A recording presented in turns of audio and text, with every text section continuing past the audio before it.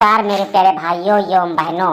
आज मैं लेके आया हूँ एक बहुत ही इमोशनल कहानी, स्त्री का घर। तो चलिए शुरू करते हैं। तुम्हें कितनी बार बताया है मेरे तैयार होने से पहले मेरा नाश्ता तैयार हो जाना चाहिए।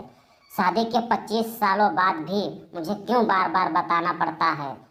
लता, तुम्हें क्या है, तुम तो आराम से घर पर रहोगी, मुझे काम पर जाना पड़ता है।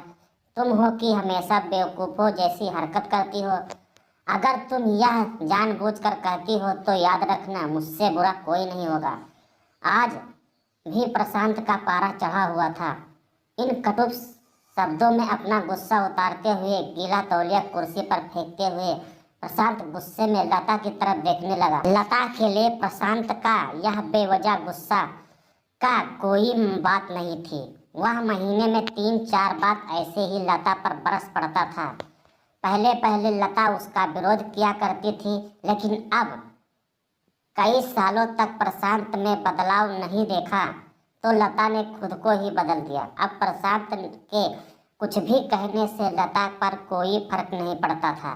प्रशांत की हर बात वो चुपचाप सिर नीचे झुकाए सुन लेती थी।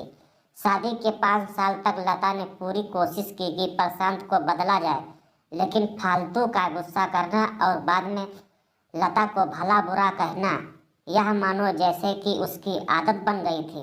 कोई भी वाद विवाद होता तो प्रशांत सीधा लता को बोल देता, अगर मैं तुमको अच्छा नहीं लगता तो क्यों नहीं चली जाती हो अपने मायके, क्यों रहती हो मेरे साथ। इतना सब कुछ होने के बावजूद लता प्रशांत के साथ रहती थी, क्योंकि उसे अपनी बेटी की फिक्र थी और वह चाहती भी तो कहाँ। अपने बूढ़े हो चुके माँ बाप को इस उम्र परेशान करना वह नहीं चाहती थी। समाज और लोग क्या कहेंगे, यह भी तो उसे देखना था।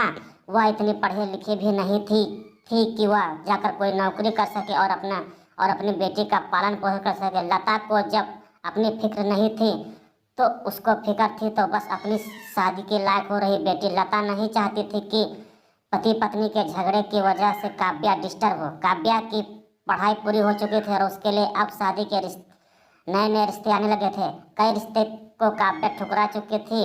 2-3 महीने के बाद एक अच्छा रिश्ता आया। रिश्तेदारों और पहचान के लोगों ने भी लड़के का बहुत गुणगान किए थे। प्रशांत एक शाम अपनी बेटी के पास बैठकर उसे बताने लगा कि काव्या बहुत अच्छा लड़का है, फिर पढ़ा लिखा है, बड़ा घर है, बहुत अच्छी नौकरी है, ऐसे रिश्ते बार बार नहीं आते।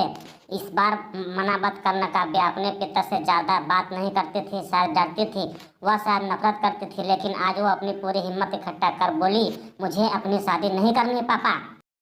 मैं नौकरी करना चाहती हूँ और अपने खुद पैरों पर खड़ी होना चाहती हूँ। हाँ तो उसमें बड़ी बात क्या है। मैंने लड़के से बात की है, वह तुम्हें किसी बात के लिए नहीं रोकेगा। तुम शादी के बाद भी नौकरी कर सकती हो, वह तुम्हें नौकरी के लिए परमिशन दे देगा। प्रशांत बोला, मेरा नौकरी करना या ना करना उसकी परमिशन पर क्यों डिपेंड रहेगा पापा। काव्या ने पूछा। मैं कह रहा हूँ ना, तुम्हें वहाँ किसी भी चीज़ की कमी नहीं होगी, ऐसे रिश्ते बार बार नहीं आते, इसे ठुकरा मत, बहुत खुश रहेगी तुम वहाँ। प्रशांत बोला, पापा क्या मैं उतनी ही खुश रहूंगी जितनी मम्मी इस घर में खुश हैं। काव्या ने तंज कसते हुए कहा, आज तुम्हारी जबान कुछ ज़्यादा चल रही है। प्रशांत ने गुस्से से आंखें बड़ी करते हुए बोला, पापा मुझे शादी ही नहीं करनी है, क्योंकि शादी के बाद अगर वह लड़का आपके जैसा निकला तो मैं क्या करूँगी।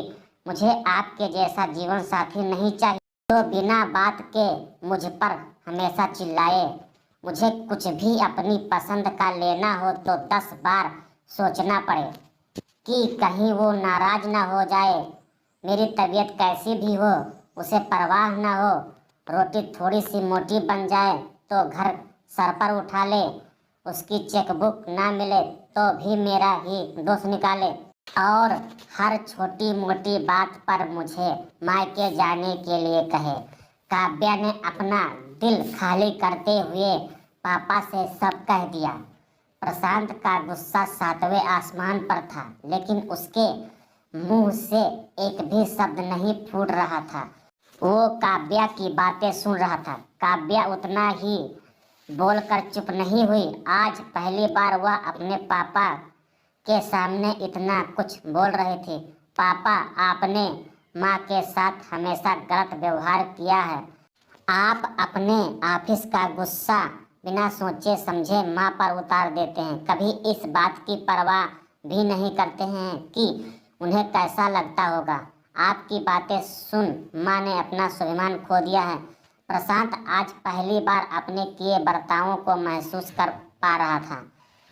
वो इतना ही बोल पाया, जो तुम्हारा मन है वो करो, मैं तो इतना बुरा हूँ ना। काव्या ने प्रशांत का हाथ पकड़ा और बोली, पापा मुझे सिर्फ एक सवाल का जवाब दे दो। क्या आप चाहोगी कि मेरा पति आपके जैसा हो? अगर आपका जवाब हाँ है तो कर दीजिए मेरा रिश्ता आज ही, और ना हो तो मुझे आत्मनिर्भर बनने दीजिए। प्रशांत कुछ भी ना बोल पाया और वहाँ से चुपचाप बाहर चला गया। आज उसे लता के सामने जाने में शर्म आ रही थी। चलते चलते उसकी आंखों से आंसू बह रहे थे। प्रशांत ने आज से अपने आप को बदलने का निश्चय किया। अगले दिन से लता ने अपने पति में काफी बदलाव देखा। वह सोचने लगी कि जो हिम्मत काव्या ने दिखाई है, वह हिम्मत अगर मैंने पहले ही दिखा देती तो शायद आज स्थिति कुछ और होती।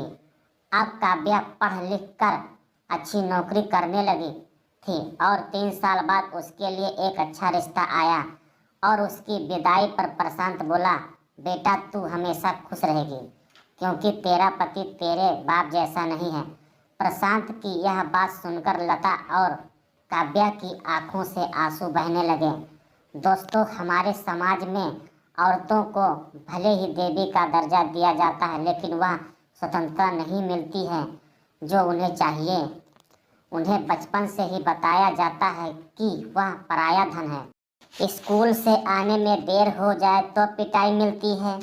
मोबाइल पर बातें करते हुए दिख जाएं या खिड़की से झांकते हुए दिख जाएं तो शक किया जाता है। माँ बाप का घर तुम्हारा नहीं है, पति का घर ही तुम्हारा घर है। जीवन भर यह बातें बता बता कर उन्हें ससुराल भेज दिया जाता है और एक दिन छोटे मोटे झगड़े में ससुराल वालों से उन्हें सुनना पड़ता है कि इस घर को छोड़ दो और मायके चली जाओ। अब आप ही बताओ दोस्तों, ऐसी स्त्रियों का सच्चा घर कौन सा है? आखिरकार वह किस घर को अपना घर कहें? धन्यवाद। इस कहानी से आपको क्या शिक्षा मिलती है कमेंट में ज़रूर बताएं और वीडियो को लाइक ज़रूर करें।